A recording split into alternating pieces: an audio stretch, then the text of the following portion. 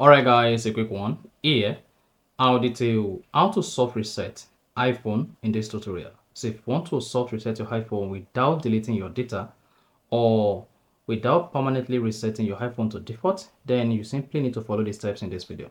So if at the end of this you found this offer informative, please don't forget to like and then subscribe.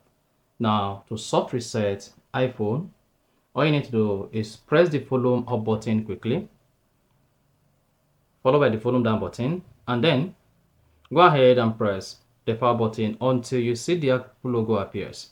So, volume up, you have to do this quickly, right? Volume up, volume down, then power button.